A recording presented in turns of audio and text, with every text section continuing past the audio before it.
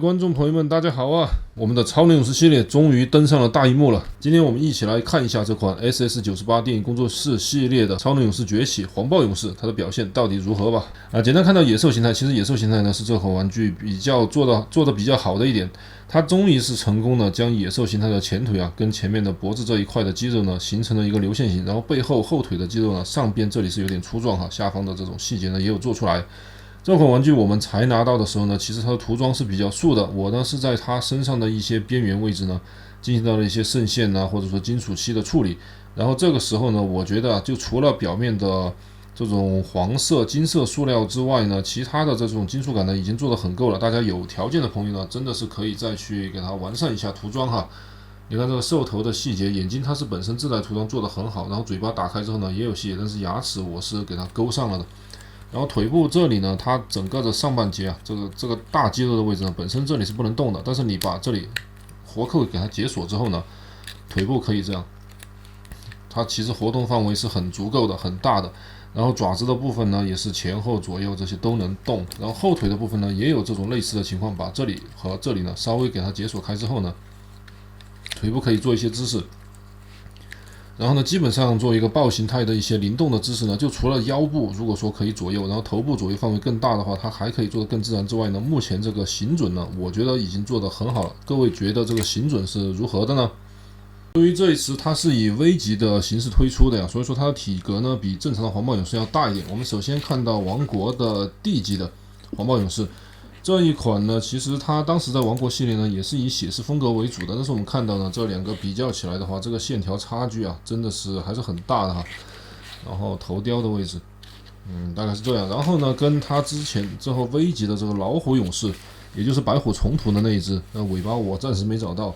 其实我们可以看到呢，它真的大小上来看呢，真的还是比较标准的 V 级，比正常的 V 级野兽还会要大一点，而且呢，它这个还是那句话线条做的比较好。然后我们来回味一下经典吧。最早的这是复刻版的黄暴勇士，从这一款走到这一款呢，这就走了20多年了，真的是非常不容易。终于我们是可以玩到电影版了，再次表达我的激动。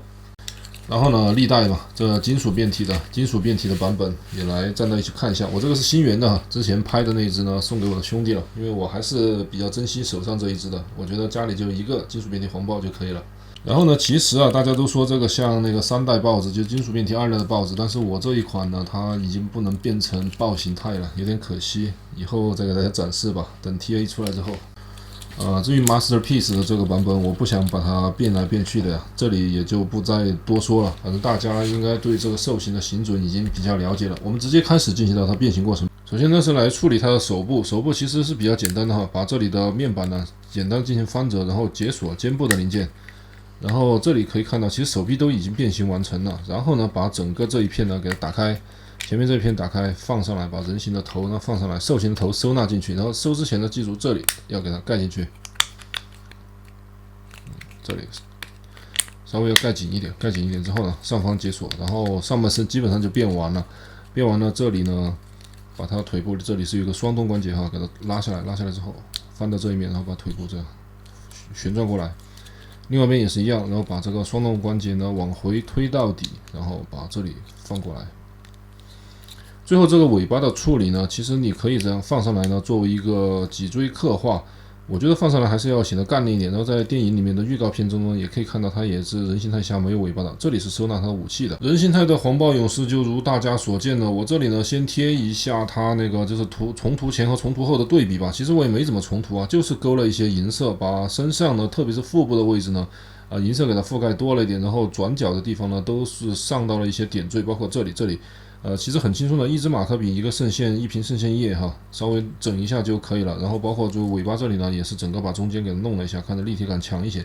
这里呢也是通过渗线之后呢，把甲壳的这种层次感呢也给有做出来。头部本身下巴这里是有涂装的，我把用银色给它覆盖了。其实这款黄暴勇士的头部我觉得个人觉得是比较丑的，为什么呢？因为黄暴勇士的1代呢，它是这种1代黄暴勇士呢，它直接就是虽然也是没有太多的这种鼻子凸出来，就没有那种豹形态的鼻子凸出来了，但是呢，它的整个上面的2个尖儿2个耳朵的东西呢，看起来呢是比较帅气的。它这个如果说把上面的尖儿给延长出去呢，也是可以的，但是呢，它不这么做也有原因。也可以说它是在还原3代豹子或者说是 BM 里面的豹子。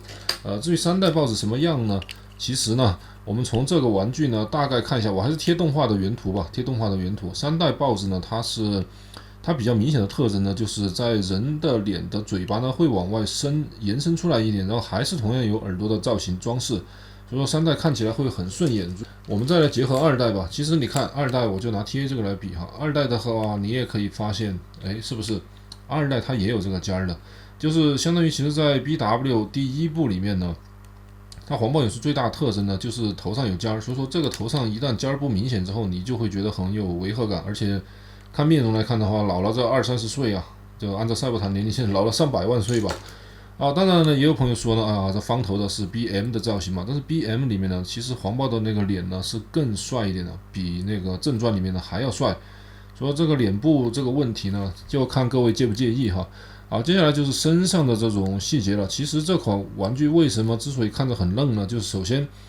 你才拿到它的时候呢，它是没什么涂装的，就特别胸口这一块，如果说涂装不去覆盖它的话，整个胸看着是一饼一坨，然后加上它是没有腰动的，没有腰转的。我们没有腰不能向前弯嘛，所以说整个玩具的灵动性要差一点。但是你一旦把这个勾上之后呢，还是不错。然后它的肩膀可动是很好的，这里可以抬到这里，然后这里这样旋转左右，然后曲肘，这里是一个遗憾点哈，只有90度，会影响部分造型的动作。然后做一个 V 级呢，这里还是有手腕可以旋转，还是不错的。然后到了腰部呢，其实你得把它背后的这一片呢给它抬起来，抬起来之后这里是有点空洞，然后旋转腰是没问题，就是腰不能向前，不能向前的话，这个问题是很大的。就是你一旦不能向前之后，很多那种比较帅气的造型呢摆不出来，所以说就会导致你这么一片呢很愣。但是好在呢，它腿可以向上抬到很高的位置，然后你结合这个位置，结合一些其他的姿势呢，你可以让它做一些比较好的姿势，还是可以做出来的。然后腿部的外摆内收呢是通过这里膝盖的关节哈，然后屈膝同样也是刚刚到90度。其实这款产品呢，就是我觉得就是小遗憾的点呢，就是很多关节的可动它没有给解锁到，然后就是腿部前后这样前后它会崩开掉哈。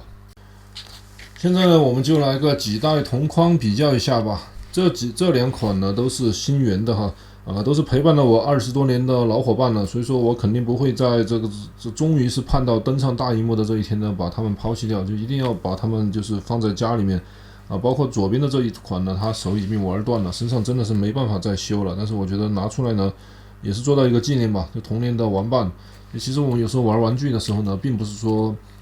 它有的情况呢，确实被玩具本身给吸引，但有时候呢，就是它当年小时候陪伴你的快乐童年的这些记忆呢，也会随着这些玩具重新到我们家里呢而给唤起。所以说，我很珍惜我家里的这些老玩具，我现在尽量呢想让他们在自己本身的基础上呢，给它